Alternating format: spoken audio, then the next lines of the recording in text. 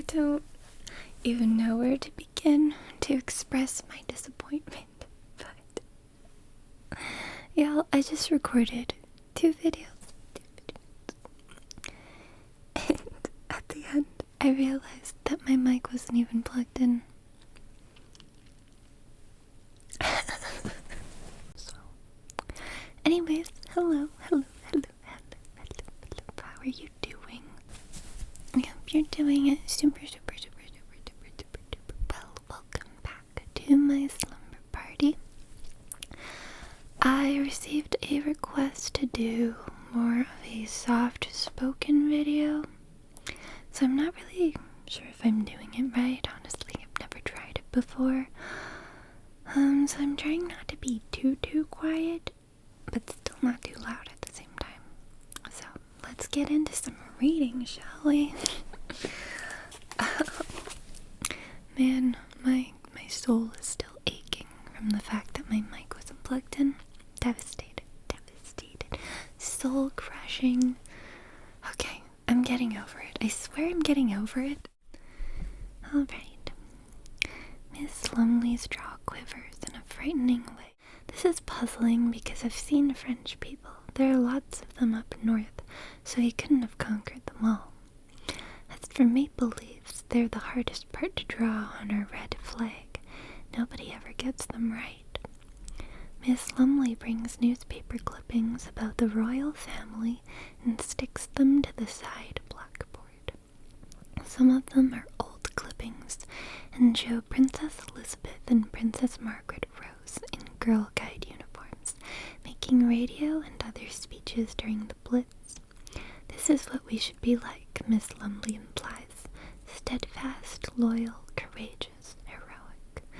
There are other newspaper pictures too, showing thin-looking children in scrappy clothes, standing in front of piles of rubble. These are to remind us that there are many starving war orphans in Europe, and we should remember that and eat our bread crusts and potato skins and everything else on our plates. Because waste is a sin. Also, we should not complain. We are not really entitled to complain because we're lucky children. English children got their houses bombed and we did not. We bring our used clothing from home and Miss Lumley ties it up into brown paper packages and sends it to England. There isn't much I can bring because my mother tears out worn-out clothing up for dusters. Tears our worn-out clothing up for dusters. But I managed to salvage a pair of corduroy pants, once my brother's then mine, now too small, and a vieille skirt of my father's that got washed wrong by mistaken shrink. It gives me a strange feeling on my skin to think of someone else, someone in England, walking around in my clothes. My clothes seem a part of me, even the ones I've outgrown. All these things, the flags, the pitch pipe songs, the British Empire and the princesses, the war orphans, even the strappings are superimposed against the ominous navy blue background of Miss Lumley's invisible bloomers. I can't draw the Union Jack or sing God Save the King without thinking about them. Do they really exist or not? Will I ever be in the classroom when she puts them on, or, unthinkable, takes them off? I'm not afraid of snakes or worms, but I am afraid of these bloomers. I know it will be the worse for me if I ever actually catch sight of them. They're sacrosanct, at the same time holy and deeply shameful. Whatever is wrong with them may be wrong with me also, because although Miss Lumley is not what anyone thinks of as a girl, she is also not a boy. When the brass handbell clangs and we line up outside our girl's door, whatever category we are in also includes her.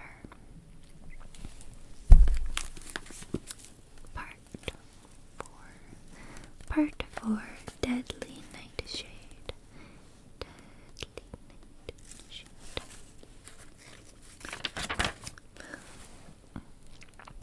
I walk along Queen Street, past used comic book stores, windows full of crystal eggs and seashells, a lot of silky black clothing.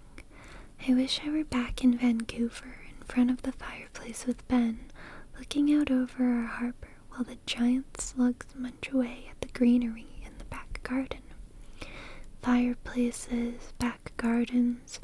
I wasn't thinking about them when I used to come down here to visit John over the wholesale luggage store. Around the corner was the Maple Leaf Tavern, where I drank craft beer in the dark, 2 stoplights away from the art school, where I drew naked women and ate my heart out. The streetcars rattled the front windows. There are still streetcars. I don't want to go, I said to Ben. You don't have to go, he said. Call it off. Come down to Mexico. They've gone to all the trouble, I said. Listen, you know how hard it is to get a retrospective anywhere if you're female. Why is it important, he said. You sell anyway. I have to go, I said. It wouldn't be right. I was brought up to say please and thank you. Okay, he said. You know what you're doing. He gave me a hug. I wish it were true. Here is subversions, between a restaurant supply store and a tattoo parlor. Both of these will go in time. Once places like subversions move in, the handwriting's on the wall. I open the gallery door, walk in with that sinking feeling I always have in galleries. It's the carpets that do it to me, the hush, the sanctimoniousness of it all. Galleries are too much like churches. There's too much reverence. You feel there should be some genuflecting going on. Also, I don't like it that this is where paintings end up, on these neutral-toned walls, with the track lighting sterilized, rendered safe and acceptable. It's as if somebody's been around spraying the paintings with air fresheners to kill the smell of blood on the wall. This gallery is not totally sterilized. There are touches of cutting edge. A heating pipe shows one wall is black. I don't give a glance to what's still on the walls. I hate those neo-expressionist dirty greens and putrid oranges. Post this, post that. Everything is post these days, as if we're all just a footnote to something earlier that was real enough to have a name of its own. Several of my own paintings have been ungraded and are leaning against the wall. They've been tracked down, requested, gathered in from whoever owns them. Whoever owns them is not me. Worse luck, I'd get a better price now. The owners' names will be on little white cards beside the paintings, along with mine, as if mere ownership is on par with creation, which they think it is. If I cut off my ear, would the market value go up? Better still, stick my head in the oven.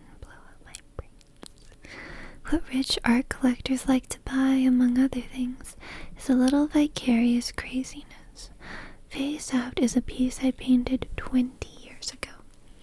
Mrs. Smith, beautifully rendered in egg tempera, with her gray hairpin crown and her potato face and her spectacles, wearing nothing but her flowered one-breast bib apron.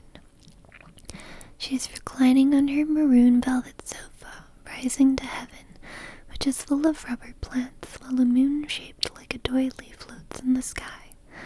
Rubber Plant the Ascension, it's called. The angels around her are 1940s Christmas stickers, laundered little girls in white with rag-set curly hair. The word heaven is stenciled at the top of the painting with a child's school stencil set. I thought that was a nifty thing to do at the time. I caught some for that piece, as I recall, but not because of the stencil. I don't look at this painting for very long, or at any of them. If I do, I'll start finding things wrong with them. I'll want to take an X-Acto knife to them, torch them, clear the walls, begin again. Okay, that is all for my soft-spoken experiment. I don't know how it turned out. I might be really unhappy with it because it's common to not like the sound of your own voice, right? And I just don't know if I'm cut out for soft-spoken, but we'll see. Anyways, I hope you have a wonderful rest of your